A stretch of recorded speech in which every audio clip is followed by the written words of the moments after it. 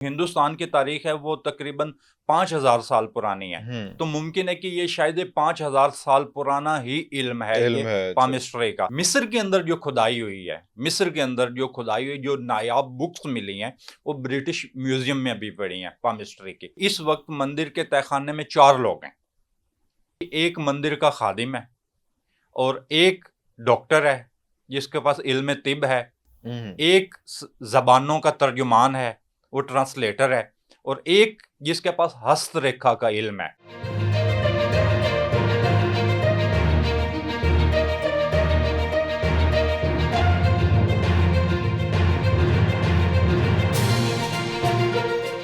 شروع اللہ کے 99 بابرکت ناموں کے ساتھ، جن ناموں کے ساتھ زمین اور آسمان کی کوئی شے بھی نقصان نہیں پہنچا سکتی، اور وہی تو ہے جو سب سے بہتر سننے والا ہے۔ ویئرز، نون مین راشد نے کیا خوبصورت کہا تھا کہ ان کہیں سے ڈرتے ہو جو گھڑی نہیں آئی، اس گھڑی سے ڈرتے ہو، اس گھڑی کی آمد کی آگہی سے ڈرتے ہو۔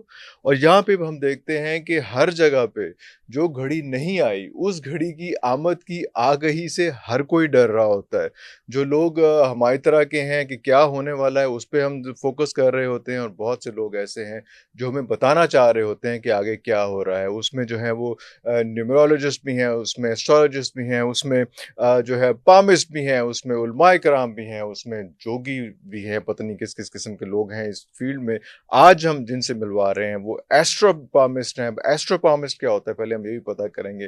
جناب ہمارے ساتھ اس وقت تشریف فرما ہے سید علی زیدی صاحب۔ سر بہت شکریہ آپ کے ٹائم کا۔ سب سے پہلے تو یہ بتائیں یہ ایسٹرو پامسٹ کیا ہوتا ہے؟ بسم اللہ الرحمن الرحیم۔ تمام تعریفیں اللہ کے لیے، درود اللہ و اکبر، سلام محمد و آل محمد کی ذات پر۔ اللہ اکبر۔ دیکھیے، پامسٹ کا مطلب ہوتا ہے کہ جو پام، اس کو کہتے ہیں ہتھیلی کو، بالکل ٹھیک ہے، اور اس کا آسان الفاظ میں مطلب یہ ہے کہ ہاتھ کی شناخت رکھنے والا، یا بالکل ٹھیک ہے، دست شناسی، دست علم شناسی۔ دست شناسی اردو میں اس کو کہہ سکتے ہیں۔ اور ایسٹرولوجی کہتے ہیں جو ماہر، یعنی کہ جو نجوم سے واقفیت کو کہتے ہیں، کہ ایسٹرولوجر یا بالکل ٹھیک ہے، ایسٹرولوجی کا نالج رکھنے نالج والا۔ رکھنے والا۔ تو یہ آپ نے دونوں کو مکس کیا ہوا ہے، کیونکہ بہت سے لوگ کہتے ہیں کہ یہ بہت الگ الگ فیلڈز ہیں دونوں۔ بالکل، اس میں کوئی شبہ نہیں ہے، یہ دونوں ایک الگ الگ چیزیں ہیں۔ پامسٹری کچھ الگ سے چیزیں بتاتی ہے اور ایسٹرولوجی کچھ الگ سے بتاتی ہے۔ اوکے، پامسٹری میں بھی بہت زیادہ وسعت ہے اور ایسٹرولوجی میں بھی بہت زیادہ وسعت ہے، لیکن کسی جگہ پر آ کر ان کے جو نتائج ہیں، جو ان کے رزلٹ ہوتے ہیں، وہ ایک جگہ اکٹھے ہوتے ہیں۔ مطلب کسی معاملات پر یہ نتائج ایک جیسے بتا رہے ہوتے ہیں۔ جو پامسٹ ہوتا ہے وہ کسی ایک فرد کا بتا سکتا ہے، جس کے پاس اس کے ہاتھوں کے پرنٹس موجود ہوں یا اس نے اس کے ہاتھ کو پڑھا ہو، وہ اس کے بارے میں بتا سکتا ہے۔ ایسٹرولوجی کا جو علم ہے یہ پوری دنیا میں جو واقعات ہوتے ہیں تو اس کے بارے میں یہ بتا سکتی ہے کہ ایسٹرولوجی کا علم بہت زیادہ وسعت رکھتا ہے، کیونکہ ایسٹرولوجی کے بارے میں قرآن پاک میں بھی آیا ہے۔ لیکن جو پامسٹری ہے یہ بھی ایک قدیم علم ہے، تو لیکن ان دونوں کی اپنی اپنی حدود ہیں۔ تو یہ جو پامسٹری ہے یہ کتنا قدیم علم ہے؟ شروع کیسے ہوا؟ کو تھوڑا سا بتائیں گے کہ کیا اس کی ہسٹری ہے، کس طرح پامسٹری سے؟ تقریباً ہزاروں سال قدیم علم ہے۔ جو ہمیں لٹریچر ملا ہے اس میں جو سب سے نامور جو ایک شخص گزرا ہے اس کو ہم کیرو کہتے ہیں، ٹھیک ہے۔ اس کی سب سے زیادہ جو بکس ہیں وہ مارکیٹ میں آپ کو مل جائیں گی، پاکستان میں بھی، اوورال جتنی پوری دنیا ہے۔ تو کیرو اپنی کتاب میں لکھتا ہے کہ اس نے جو یہ علم، اصل میں حقیقت جہاں سے اس نے اس علم کو حاصل کیا وہ ہندوؤں کے مندر تھے۔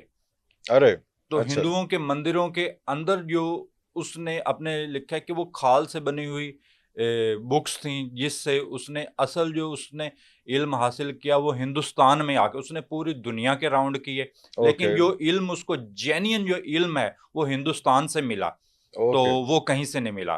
تو اسی ضمن میں اس نے بہت سارے واقعات لکھے ہیں، لیکن ایک پاکستانی پامسٹ گزرے ہیں ملک بشیر صاحب، تو وہ اپنی کتاب میں لکھتے ہیں۔ تو پامسٹری تو تقریباً قدیم ہے، ہزاروں سال پرانا علم ہے، کیونکہ جو ہندوستان کی تاریخ ہے وہ تقریباً 5,000 سال پرانی ہے، تو ممکن ہے کہ یہ شاید 5,000 سال پرانا ہی علم ہے یہ علم ہے، اچھا، پامسٹری کا، کیونکہ ہندوستان میں ان کے ہندوستان والوں نے اس کو نا بہت زیادہ پبلش نہیں کیا، تو وہ اس کو ایک جو نایاب چیزوں کے طریقے سے ان کو مندروں کے تہہ خانوں کے اندر اس اچھا کو دبا وہاں پہ کر رکھ رکھا، دیا، انہوں نے پبلک نہیں کیا اس کو کو، پبلک نے کیا. اٹ واز جو ناٹ فار ایوری اس ون. کے جو نسخہ جات ہیں جو وہ چند جو لوگ آئے ہیں سیکھنے کے حوالے سے، جس میں کیرو تھا، تو اس نے اس کے نسخہ جات کو پبلش کیا. یا جو یہ جس وقت ہندوستان کے لوگ تجارت کے غرض سے دوسرے ممالک میں گئے ہیں، تو کیرو اپنی کتاب میں لکھتا ہے جس وقت ہندوستان کے لوگ دوسرے ممالک میں تجارت کی غرض سے گئے ہیں تو وہاں پر یہ نسخہ جات ان کے پبلش ہوئے ہیں. پبلش ہوئے ہیں. تو اوکے. ملک بشیر صاحب اپنی کتاب میں لکھتے ہیں کہ وہ مدراس کے ایک مندر کالی دیوی کا مندر تھا، تو اس میں جانے کے بڑے خواہش مند تھے. اس میں کچھ نسخہ جات ایسے رکھے ہوئے تھے کہ جو انسان جاتا ہے تو اس کے بارے میں اس کا جو ڈیٹ آف برتھ ہے، اس کی جو ٹائم آف برتھ ہے، اس کے جو ہاتھ پر جو لکیروں کی شناخت ہے، وہ تمام تر ڈیٹا ان کا رکھا ہوا ہے. تو ملک بشیر صاحب اس کو اپنی کتاب میں لکھتے ہیں کہ وہ 3 لوگوں کے ساتھ گئے، جس میں ایک کے جو یعنی کہ سنسکرت زبان کا ترجمہ کر سکتا تھا، اور ایک ڈاکٹر، اور وہ ایک خود جو کہ علم دش شناسی کے ماہر تھے.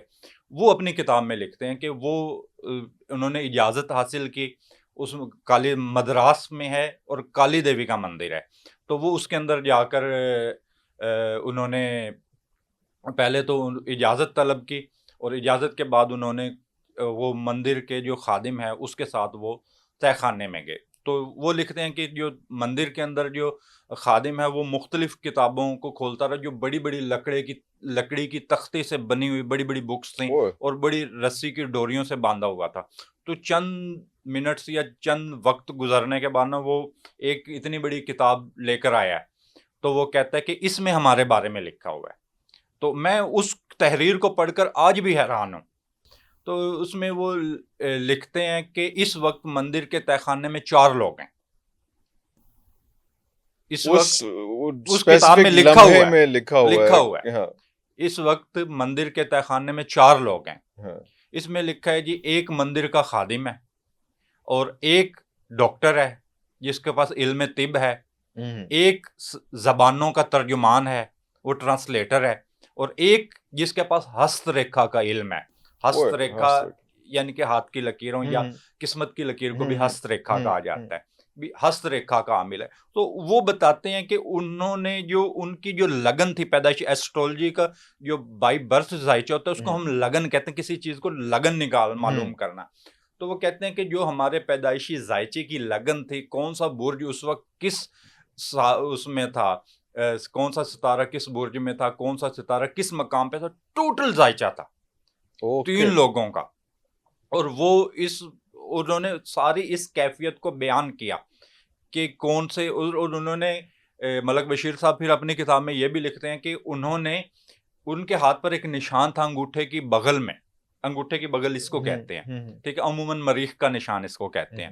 تو کہتے ہیں اس نشان کے بارے میں نہیں جان پا رہا تھا، لیکن اصل جو مجھے وہاں سے جو مجھے علم حاصل کیا، وہ کہتے ہیں میں نے وہ پوری دنیا میں کسی جگہ سے ویسا علم جو انہوں نے لکھا ہے، تو وہ علوم جو ہے وہ میں نے ابھی تک حاصل نہیں کیا. میں ابھی امریکہ میں پڑھا رہا تھا، لیکن پاکستان میں تھا، لیکن میرے پاس امریکن سٹوڈنٹ تھے، تو ان کو میں نے پامسٹری پڑھا رہا تھا.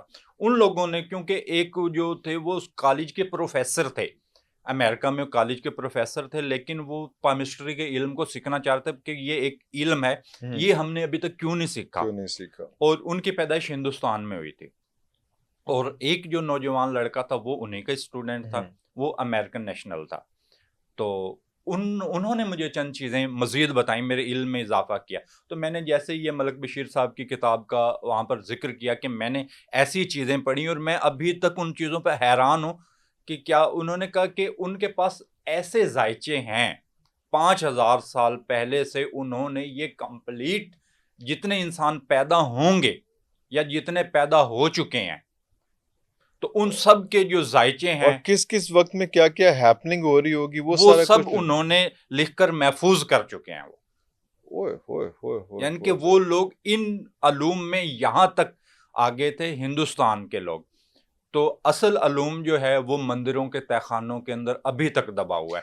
اور جو اس کی ایک اور چیز میں آپ کو بتانا چاہتا ہوں، اس کی جو मिस्र के अंदर जो खुदाई हुई है, मिस्र के अंदर जो खुदाई हुई, जो नायाब बुक्स मिली हैं वो ब्रिटिश म्यूजियम में अभी पड़ी हैं पामिस्ट्री की, और ना उसका किसी ज़बान में अभी तक तर्जुमा किया जा सकता है, और ना उस इल्म के अभी तक राज खोले ये जा सकते। पिरामिड्स के इर्द की जो खुदाई हाँ हुई है जी, वहाँ जो की खुदाई हुई है जहाँ उसमें पर इजिप्ट के नायाब बर्तन मिले हैं, मिले हैं सारा कुछ, ठीक है, हाँ नायाब उसमें ये मकबरे मिले टैबलेट्स भी हैं, हैं, बुक्स कुछ भी हैं जेवरात उसमें, मिले हैं, हाँ ठीक है। तो उसमें जो अनमिंट, या मतलब ये कि ऐसी रोशनाई से लिखी हुई कि बुक्स मिली हैं जिनकी अभी तक रोशनी भी कि वो फीकी नहीं पड़ी। 5000 साल से अब तक, अब 5000 साल की हिस्ट्री कहते हैं उसकी भी, उसकी इजिप्ट की जो है, तो हाँ अभी जी, तक उसको कोई फर्क नहीं पड़ा है। अभी तक ना वो रोशन, मतलब ये उनकी जो जिसको हम स्याही कह लें स्याही की या जो रोशनाई चमक कह होती लें, है, एक जो ठीक है, ताज़ा लिखी हुई की जो तो चमक वो होती है, वो अभी चमक तक भी अभी तक है, वो उनकी किताबों की चमक भी अभी तक नहीं अभी खत्म तक हुई नहीं है। खत्म और हुआ। अभी तक, क्योंकि वहां पर ब्रिटिश म्यूजियम के बारे में भी मैंने पता किया है,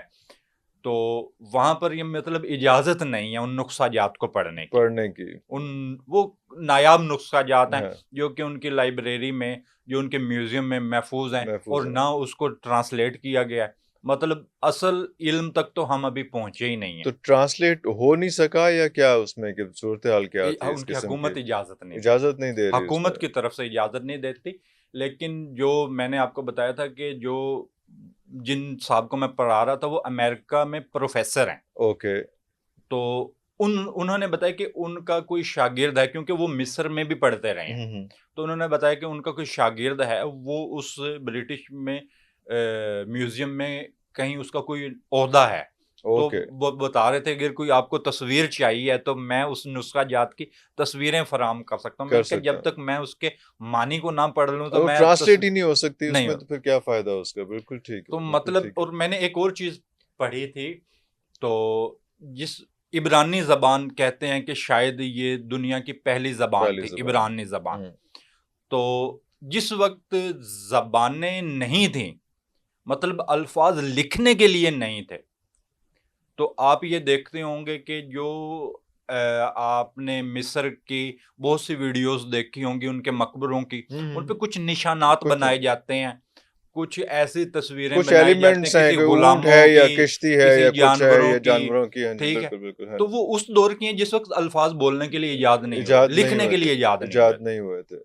तो वो उस जमाने की हैं। तो फिर वो अल्फाबेट्स नहीं थे, वो फिर उसमें जिस तरह से उसमें वो उन्होंने अभी डाला जिसको उसको। कहा जाता है कि जो इमोजीज हैं वो भी सारे हाँ जी, वहां से उधर से, बल्कि इमोजी के बारे में तो कहा जा रहा है कि वो हजरत सलमान जब वो अंबिया की, जब हाँ अंबिया जब से जब वो कम्युनिकेट करते थे जिन्नात के साथ, तो वो फिगर्स वो वाले हैं जिनको हजरत हमें नूह से 72 या पहले क्या जो, वो, हजरत नूह से पहले जो हाँ आए हैं नबी, नबी खुदा थे, मेरे जहन से निकल गया, हजरत हाँ, नूह से पहले जो थे, तो उनकी भी तारीख मिलती है, उनकी भी तारीख मिलती है। मिलती है कि कुछ यानी कि कौमें थी वो उस समंदर किनारे, दरिया किनारे आबाद हुई थी, हम्म, तो उन्होंने ये शुरू किया था पहाड़ों के ऊपर तराशना या निशानात बनाना। निशानात बनाना, हाँ, मतलब उस वक्त अल्फाज बोलने के लिए बोलने नहीं थे। नहीं थे तो उसमें। यानी कि ये एक बड़ी हिस्ट्री है कि अभी अल्फाज लिखने के लिए, हरूफ इजाद नहीं हाँ, हुए थे लिखने अभी, के तो लिए वो कब इजाद हुए फिगर्स, हैं हाँ, हरू। मतलब ये इल्म है, ये इतनी गहराइयाँ हैं, इसकी इतनी गहराइयाँ हैं,